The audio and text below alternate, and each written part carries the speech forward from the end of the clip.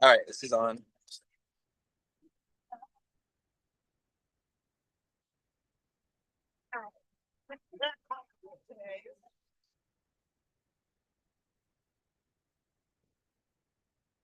Let's see if we.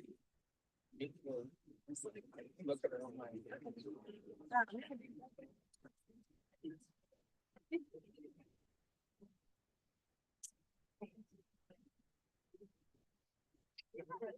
so while we're here, we're also gonna practice our other chant.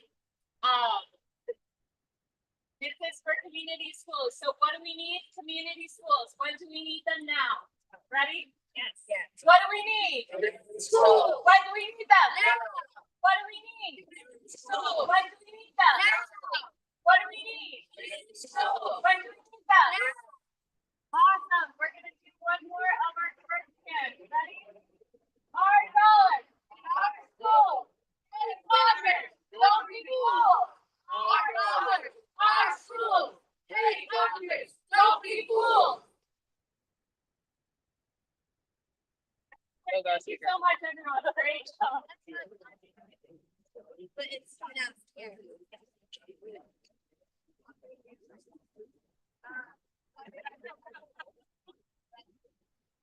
Hello, hello. All right, good morning. So we are here today to talk about community schools and how we invest in our schools every day in Washington, D.C. But this week there's a bigger threat, which is the threat from Congress to not allow us to decide how to spend our own money here in Washington, D.C.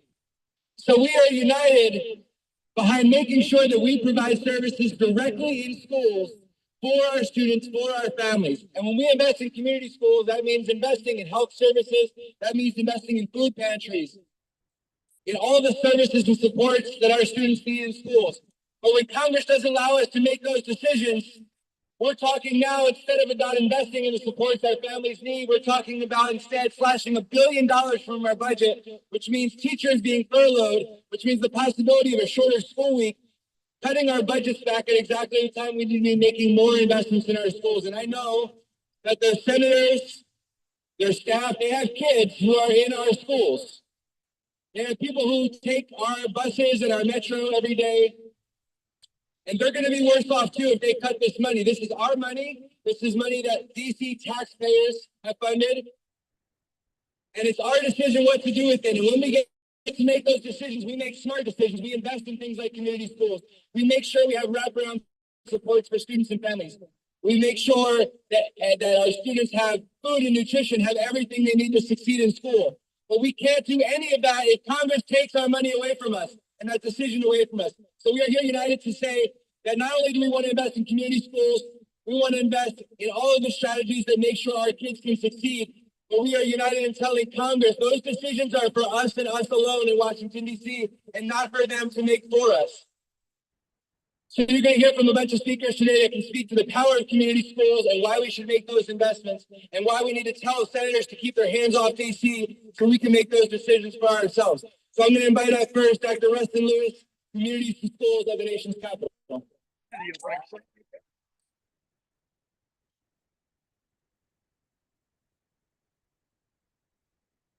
morning. Thank you for joining us today in Community Advocacy. My name is Rustin Lewis. I'm the Executive Director of Communities and Schools of the Nation's Capital.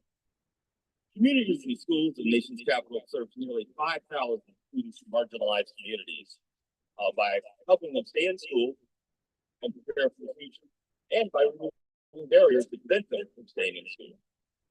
Our program is successful because it embeds highly trained, highly educated site coordinators, localized resources that are finely tuned to meet these needs. These needs include transportation, clothing, basic needs, academic supports like mentoring and tutoring. Let me just identify my site coordinators. Can you say something? All right, there they are. They are the ones who make this program work. They are the ones on the front lines in schools every single day. Regrettably, our district is currently facing budget cuts from our federal government. This will ultimately lead to fewer supports, a cut to extracurricular activities, and larger class sizes.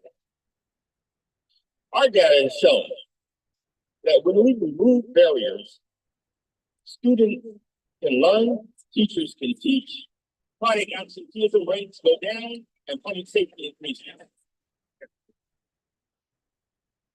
Our return on investment, the true return on investment, is that our commitment as a city and as a nation to understand that rooted is our commitment that every student should have the opportunity to succeed.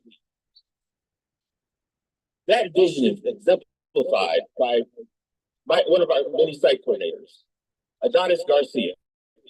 And I've asked him to join me here to stay at the podium today. Garcia, come on up, please. Mr. Garcia, Mr. Garcia was a student in CIS, an intern, and now he's a site coordinator at Eastern High School. He exemplifies why community schools and the support for community services is so critical. Mr. Garcia, would you say a few words? Thank you. Good morning, everyone. Good morning. My name is Adonis Garcia, and I'm a site coordinator at Eastern Senior High School. The work that we do at Communities in School is essential for our community. We create clubs, groups, programs that help our students to stay on track and overcome barriers such as transportation challenges, chronic absenteeism, limited bilingual resources. To truly support our students, we must develop innovative solutions that motivate them to stay engaged in school and try for success. I am leading proof that of the impact CIS can have on an individual. And as a student, I had a site coordinator who helped me, guide me, and believed in me. That support system helped me to achieve what I consider success. More than that, CIS gave me a community, one that shaped me into the person that I am today. For many bilingual students like me, CIS is more than just a program, it's a lifeline. It provides resources and essential opportunities that otherwise would be out of reach. This work is not just important, but it is essential for our communities. Thank you. Let me hear you say our dollars, our schools. Hey, Senate, don't be fools. What do we need? Community schools. When do we need them? What do we need? When do we need them? We're going to hear from one of our community schools coordinators at Tubman Elementary, Fredo Garcia.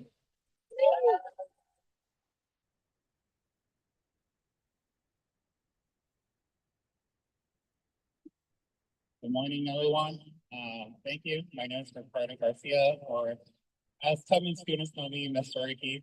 I'm the community school coordinator based at Tubman, and I've been a coordinator going for 2 years. And I want to begin by saying that community schools is an investment in our students, our families, and our future. Community schools are more than just places of learning. They are hubs of opportunities for the students that receive our support. But none of this happens without coordination, with somebody bringing the services, the resources, the partnerships for our families. And here in DC, that need is undeniable. Many of our students qualify for free or reduced lunch. And the cost of living continues to increase, as many of our parents have shared with us. Through the community school grant, we are able to make a difference. It helps bring resources such as food pantries, clothing pantries, our newborn pantry that we're currently developing at Tubman Elementary, connections to mental health counseling, legal assistance for our families, and workforce development for our parents. It transforms our schools into hubs of opportunities where families can find the help that they need without navigating complex bureaucracies or being turned away to their language barriers. And it works. The proof is in the results.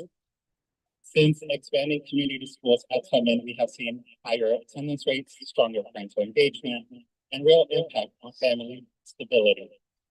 These investments don't just improve educational outcomes, they strengthen our entire communities. For example, one of the families that I work with directly arrived here last year. And from the moment that I was able to introduce myself to them at registration, I was able to ask them what they needed. And from there, we were able to provide them comprehensive support through our community schools. And they have made so much progress. We've connected them to our Murray Center Insurance Enrollment Support to receive necessary healthcare services. The mother now receives adult education where she has strengthened her English skill and now has a lot of career preparation support. And every week they benefit from our food services insurance, ensuring that they receive nutritious meals. This wraparound service has truly transformed their lives, showcasing the profound impact of our community schools. If we are serious about creating access for students and families, if we are serious about giving a child a fair shot, then we must continue investing in essential programs and services to make that possible. The Community Schools Grant is in charity, it is justice, and it's a means to long-term stability. It's what every child and every family deserves. And it's up to us to ensure that this support doesn't go away. Thank you. Thank you. Last year, we were out here having a rally very similar to this because we saw cuts in the community schools program. There are threats like that again. So we can make those decisions locally. We can advocate to our council members because we have a mayor, we have a council member, we're our own city. So today we're focused on the threat that Congress is posing, which is making sure they keep our hands off our budget so we do not lose hundreds of millions of dollars from our schools, and we can make the smart decision to invest in programs like community schools. So we're going to hear from a few more advocates, from some elected leaders, but first we want to hear from a couple of the young people who benefit from these programs. So I ask Latin American Youth Center to come forward. Some of your youth.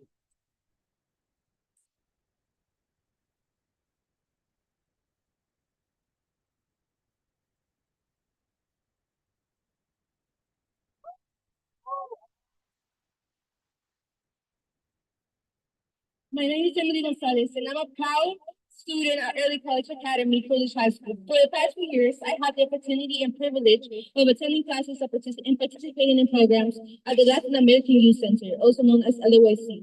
Through LAYC, I have discovered my passion for supporting youth mental health. At Coolidge High School, I have experienced opportunities to connect with Shaylee, the community schools coordinator. This experience has been incredible and personal and impactful. Having access to someone who can offer emotional support as well as provide essential sources such as diapers and food assistance has been a game changer. It is reassuring to know that I have someone who's there at school helping me navigate life challenges. Other opportunities that I've had inside LAYC, such as radio classes, have taught me valuable skills like audio editing and public speaking. These experiences have not only helped me develop confidence, but also given me a sense of purpose. One of the most significant benefits of LAYC is the sense of community it provides. As a Latina, I often feel at home when I'm surrounded by people who share my culture and my language. LAYC has become a safe space for me to express my fears and without having the fear of being judged. I want to express my deepest gratitude to LAYC for believing in me and providing me with the tools that I need to succeed. I would appreciate it experiences and other students as I recently keep supporting LAYC and school communities. I am confident LAYC will continue to empower young people like me to become leaders and change members in our community. Thank you for your time and consideration.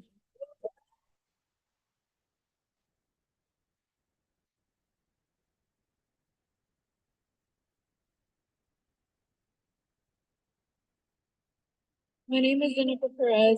I'm writing this letter to express and explain everything LAYC has done for me.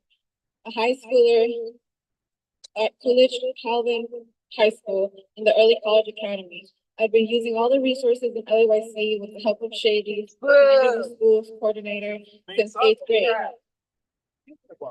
I am currently a junior in high school and in my first year at Trinity. And there hasn't been one day where I haven't felt alone with LAYC through my high school and college career. LAYC has opened up great help and opportunities from work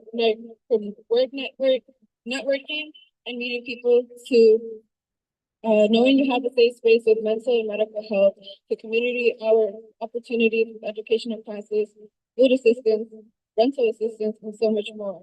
The amount of opportunities offered at the moment with LOIC is excessively helpful to students, not only with the help and opportunities offered in the building, but also help offered to public schools. Shaylee has her office with Lila and Cassie, the promotorium pathway at Calvin Coolidge High School, who offer all these resources and even offer hygiene products to students who may need these day-to-day necessities and don't have access to them or are simply going through an unspeakable situation. Accidents happen in high school, and through them all, Shaylee and the resources she's been able to offer me through LAYC have never left me alone and have always made me feel secure and safe. I recognize that I wouldn't be where I am right now without them, and I know many of students in public schools will and have appreciated everything offered. Everything LAYC offers is essential and very much needed to students all over Washington, D.C. I'll forever be grateful for LAYC and Shaylee for keep supporting and continue funding schools, the promoter pathway and LAYC. Know who truly needs funding and where your money's going.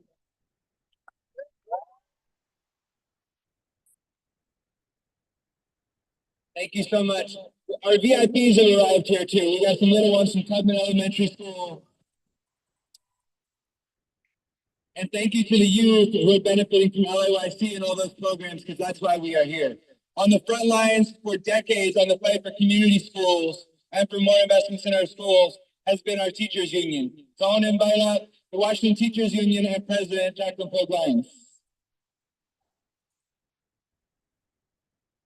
Good morning, everyone. Again, I'm Jacqueline Pogue-Lyons, president of the Washington Teachers Union, and I have the privilege every day of representing close to 6,000 teachers in the DC public schools. I also have the privilege of traveling around to schools, and we hear all the time what's not working in schools. I can tell you today what is working in schools, and that is our community schools. They offer a hand up, not a handout to our parents. I'm gonna be brief, but I'm gonna tell you a quick story. Just about 2 weeks ago, I'm getting ready to go to work, and all of a sudden I made the mistake of turning on the water in my bathroom. All of a sudden, water was all over the place. I never saw so much water. I was grabbing towels and everything, and when I realized I had to turn off my water. And at that point, I had to go to work. I had no choice but to change my clothes because I was drenched and go to work. Just so happened my sister called. I said, I gotta go to work. I can't get a plumber. I can't stay here and wait for the plumber. Well, 2 seconds later, my sister said, I'll have your nephew or your niece come sit in the house while you have while the plumber comes. By the time I got home, guess what I had on the table? A warm meal to eat. My sister also said, and my mom said, if you need a laundry, if you need a shower, come over to our house. I wasn't asking for a hand out, I was asking for a hand up. And that's what I got. And sometimes we live in a nuclear world where many of our families don't have the community that I have. They don't have someone that they can call if their water goes out, if their washing machine doesn't work, if they can't boil, don't have water to boil. This is what community schools offer. They offer a pantry if you need peanut butter, if you need bread to make it through the end of the month. They have washing machines, dryers, showers, just in case you have those little incidences that happen during the week, during the month that you just can't handle. And when we offer these services to our families, to our students, that improves attendance. And when attendance is improved, that means outcomes are improved. So we have to think about the fact that right now, that way and this way and the other way, with the Department of Ed, with Capitol Hill, they're about to take away from our students in the District of Columbia something that other students have all around this country, which is an education, a chance, an opportunity. That's all people are asking for is an opportunity. They don't want a handout. They just want a chance. And that is what community schools offer. And I know I keep telling everyone what we're going through right now is not a sprint. It's a marathon. And what we have to make sure is that we are out here to protect our kids. Want to remind you that just about 4 years ago, we were in COVID and our kids were inside. Teachers did all they could virtually. We did what we had to do when we came back, and now we're seeing glimpses of improvement. Just little glimpses of improvement coming back from the devastation of COVID. And now we're coming back slowly but surely, and to have this happen to us could affect us for decades on. So what I'm going to ask people to do is to continue to stay organized, mobilized, because what you're fighting for is the future. We're fighting for our treasure, which are our children of the District of Columbia, and they deserve the same thing that other children are getting around this country. So thank you for giving me an opportunity. Thank you for listening, and let's stay ready to organize to protect our students. Thank you. Money. They are money. Hey, senators. Our money. Hey, senators. Our money. Hey, senators.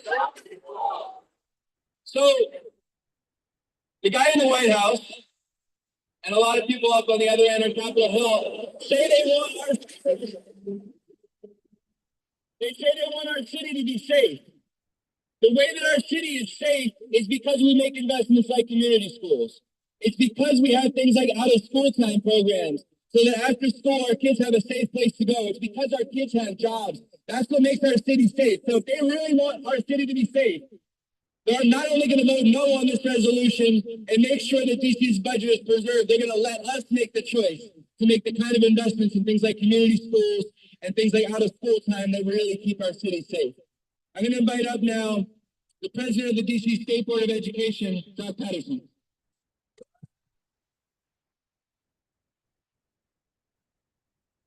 Thank you, Scott. I'm Jock Patterson, State Board of Education President. And when Scott reached out to me to talk about just how important community schools are, I'm a proud resident of Ward 8. And we always toss around the term equity a lot in education. We talk about educational equity a whole bunch.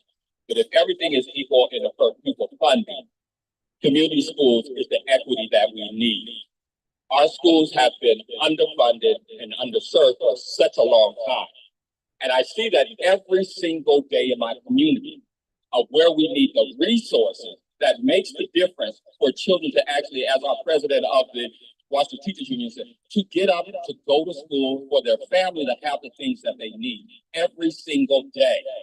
That's what community schools is. It's actually educational equity.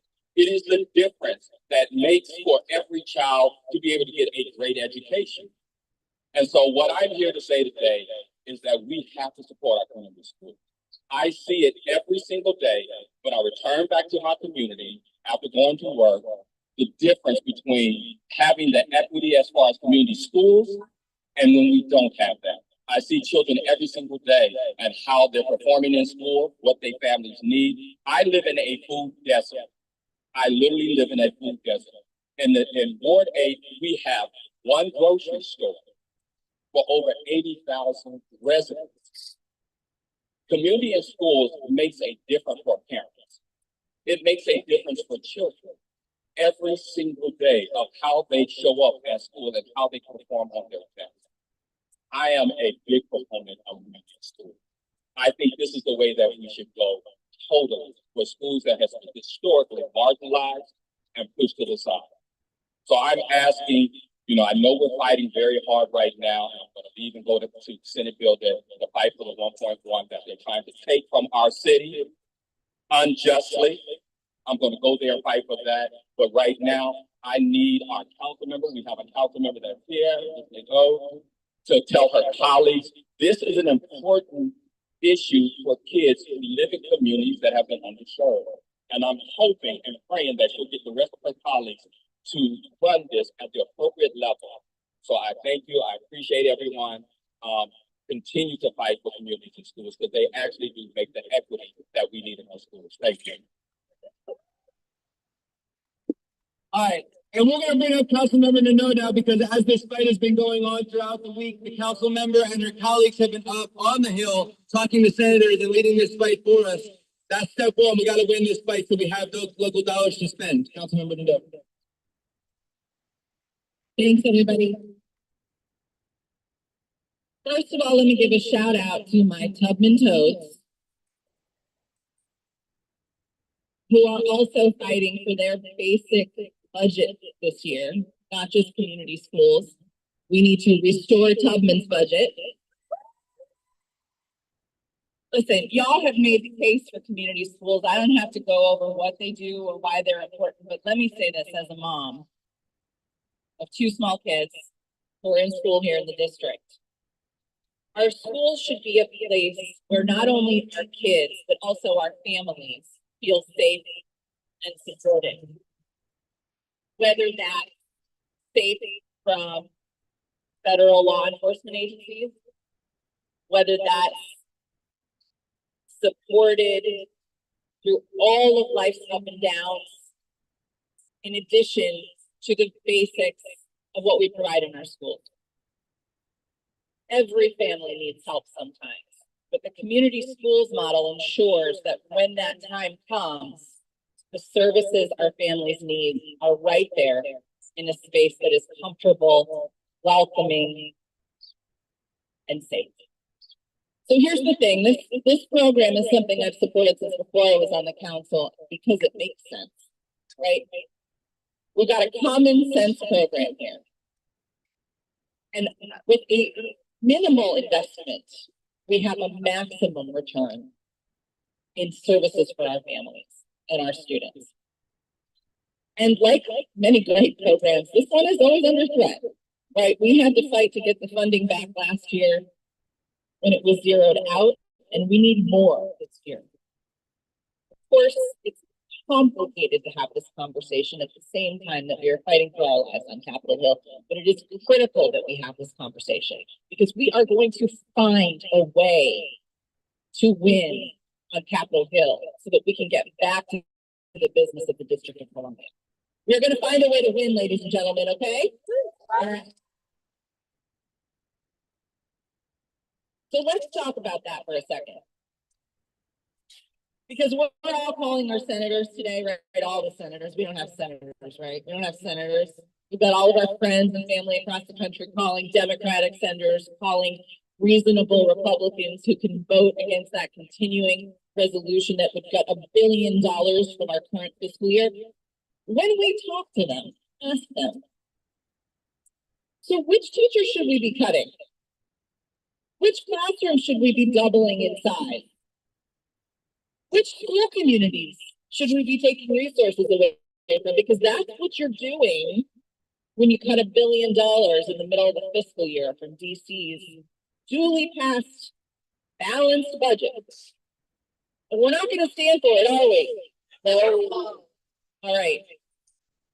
I am very proud of the way the District of Columbia residents have come together this past week to show up and speak out on the importance of all of our programs and the importance of defeating this continuing resolution on the Hill this week. Today, though, here right now, I want to lift up the importance of this program, which has served so many families here in the District of Columbia over the years, which needs to continue to exist and continue to expand. Thank you for being here today. Let's knock them dead on the Hill today. Thank you, council member. So in just a minute, we're gonna head up to the Hill and we're gonna give the senators that message, and we'll be joined by over 500 families who have signed up to bring their kids up there to the Hill today. So some of us are gonna march from here. We got hundreds of families that are already up there on Capitol Hill waiting for us, so we're gonna join and knock on those senators' doors to make sure they get that message. Before we do that, we're gonna hear from one more person, an educator. So I'm gonna bring out Dominique Moore, who has been a teacher at a community school and knows the values of those schools and those programs and why we need to keep those investments here in DC. Good morning, everybody. Thank you for being here. I know it is cold and windy this morning, I am here again for the second year in a row to advocate for our beloved community and connected school programs. I am a proud Ward 8 special education teacher. I was previously at a connected school and now I'm at a school that does not have those services. So I am here today to tell you 10 reasons why community and connected schools are imperative in our district. Schools and community are essentially one big ecosystem that we need to continuously bridge the gap for. Connected and community schools brings resources, stakeholders, and opportunities for our families and our schools to have equity and inclusion. The first reason that we need to continue and expand our community and connected schools model is that the community schools that we do have show improved academic achievement. We offer tutoring, after-school programs, and they boost and support student learning. The second one is increased family and community engagement, providing resources, workshops, resources for employment for families, and those things also help boost morale in our families. They feel like they have a place and a sense of belonging when they come to the schools. The third one, which is a really big and imperative reason, access to health and social services. Community and connected schools offer mental health support, counseling, and medical services for students and families. Now, as I said, I am a Ward 8 teacher, and the Ward 8 east of the river, unfortunately, does have a higher influx of gun violence. Those things are needed for our students and our teachers and our families to be able to continue to have positive mental health support services. Number 4, positive school climate. Number 5, extended learning opportunities. Number 6, reduce disciplinary actions. When our students have resources and people around them that look like them, understand the struggles that they have been through, and live similar lifestyles, they are often able to relate to these people more, and they open up. There's a sense of trust and belonging. And we all know the one way to build relationships is trust. Number 8, strong community partnerships. Connected schools with local businesses, organizations, volunteers, and additional resources also boost the success of our schools. Number 9, our students need college and career readiness. These CTE programs, these resources, these community-based organizations that come into the school and are able to partner with our schools and our parents and our students boost the opportunities and exposure that our students have. And number 10, which I probably should have made number 1, is equity and inclusion. Having community and connected schools bridges the gap to alleviate some of the inequity and disparities that our students face in some of these neighborhoods and regardless of their background. So we need to continue to fight, to push to have equity and inclusion in our schools. And as we fight for the expansion of community and connected schools, I urge the council and Congress to continue to look at the equity in between these two programs so that we can continue to streamline them. As Scott said before, I was a teacher at a connected school. In the past, we've had food pantry, laundry services, therapy support services, and now I'm at a school that is not a connected school, and I got an email the other day, and we are trying to raise money on the inside for uniforms. There's so much more that we can do in this city, and that we need to continue to be present. I know that we are on this uphill battle with this $1.1 trillion cut right now, and that is probably the most pressing thing that we have going on right now. But community and connected schools allows us an opportunity to kind of box off a lot of these problems, to keep these resources and these stakeholders and these businesses and these community-based organizations in our schools allows us to be able to protect them from the federal restrictions that they are trying to take away from us. So I urge every parent, every district resident, this affects you in one way, shape, form, or another. If you use free health services, if you use vision screenings, if you use food pantries, if you use mental health support services, these cuts, these threats definitely affect you. So I urge you to take a stand, to be present, to be involved, and to be active. And I thank you for the opportunity, and let's go to the conference. We hit the one more person before we head up there, and I want to say that we had a teacher the other day who was talking about the benefits of community school models, and they said they had someone come in and do the vision screening, and their students got glasses that they didn't know that they needed, and they saw dramatic improvements in their performance just because they were able to come in, do the vision screening, and get glasses for the students. These are the things that make a difference. One of our longest running champions for community schools is our Ward 7 State Board of Education member, Ebony Rose Thompson.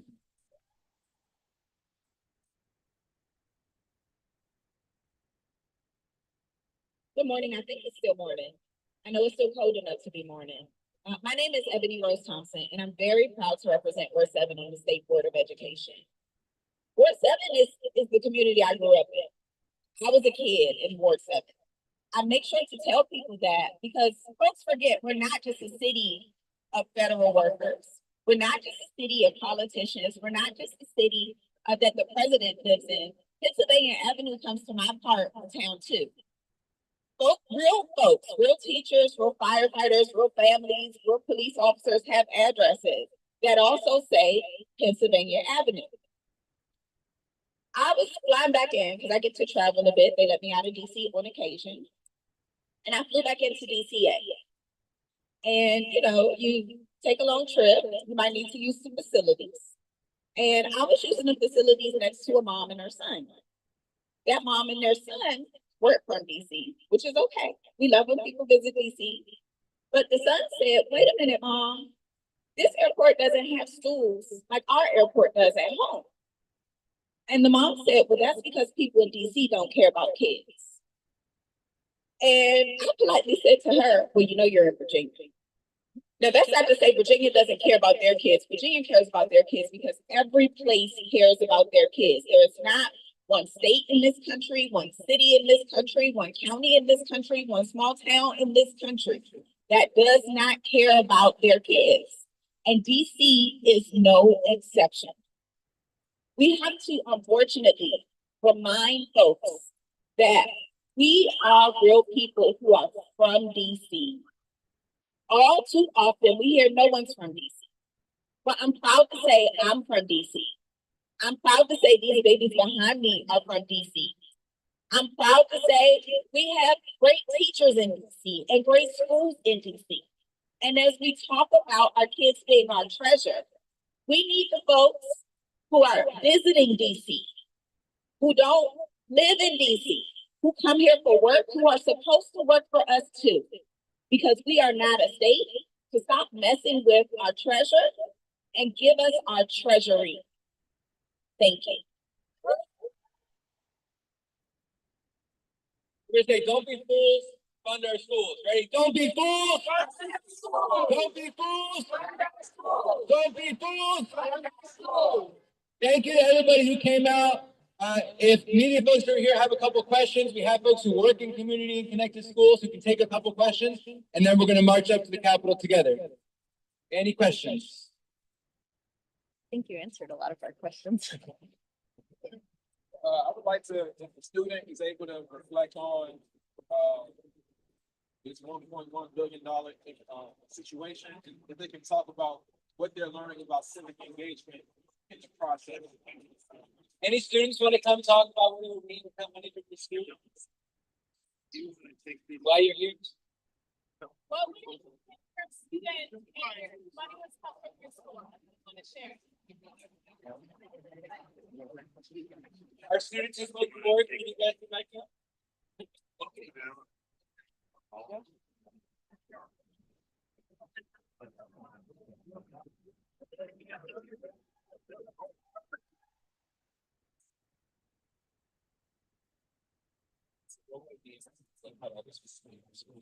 If they cut out the money from the schools, a lot of opportunities will be taken away from us. Most of this money literally goes to programs that we have inside. All of the clubs we run, all of the education, the programs, everything, it benefit us, and we would be less educated about a lot of stuff and less stimulated.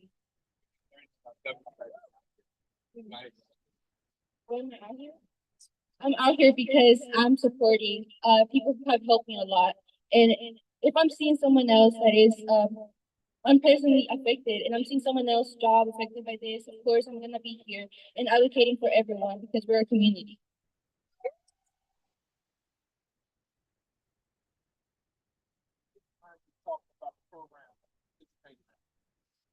At my school, we're in the Nature Club program, and most we give food to the we pack food for the shelters, but this has been cut off since they don't fund us, they don't fund our club, we don't receive a lot of money from foundations, and we have not been able to run our club Especially like we are lacking a lot of members recently because we don't have the money to do anything for our community. So all of these things are being affected and we don't have, because we're told to be the future of this country, but we're not given the resources to be.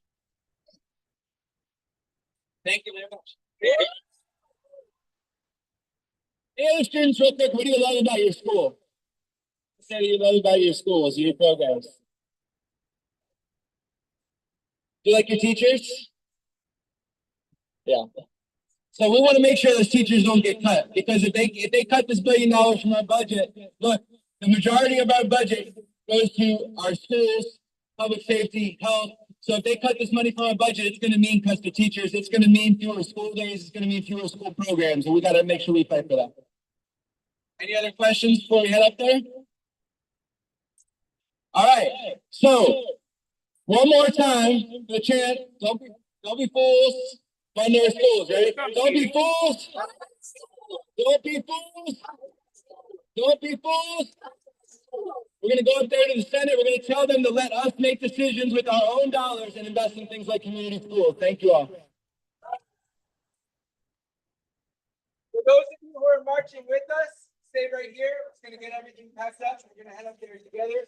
If you're going into the Wilson building to talk to them, you can do that. But folks, gather right here if you're going to head up to the hill with us.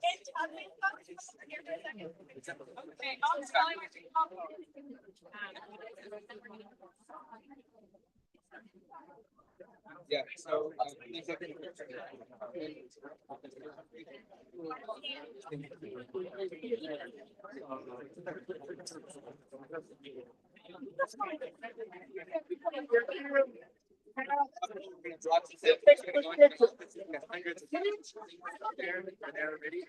so make a lot of noise, take up space.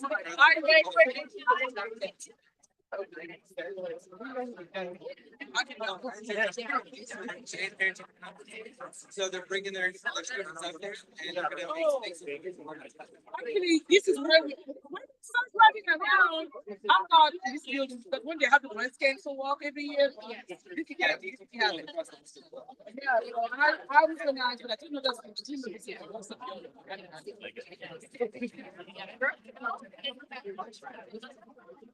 Oh, okay. No,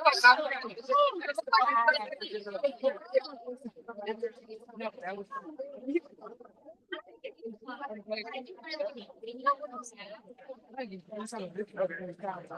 Get my stuff up. Nice to meet you.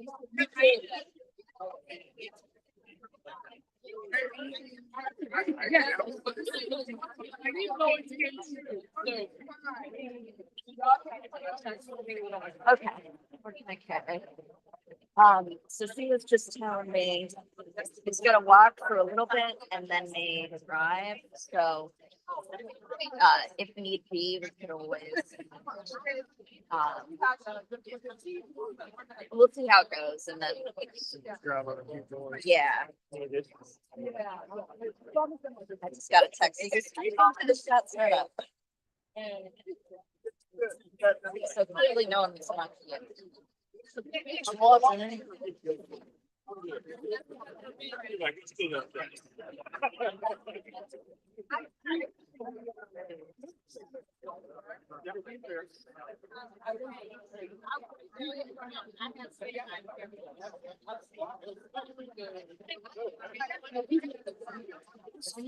Yeah, I can grab that.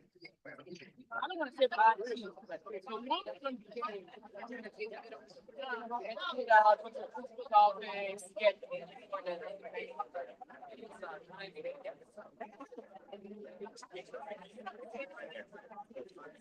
yeah, they get go to the principal's office, they get extra snacks. The teachers talk to them more nicely, so the children, they copy. So now we've seen in second graders, those who will be having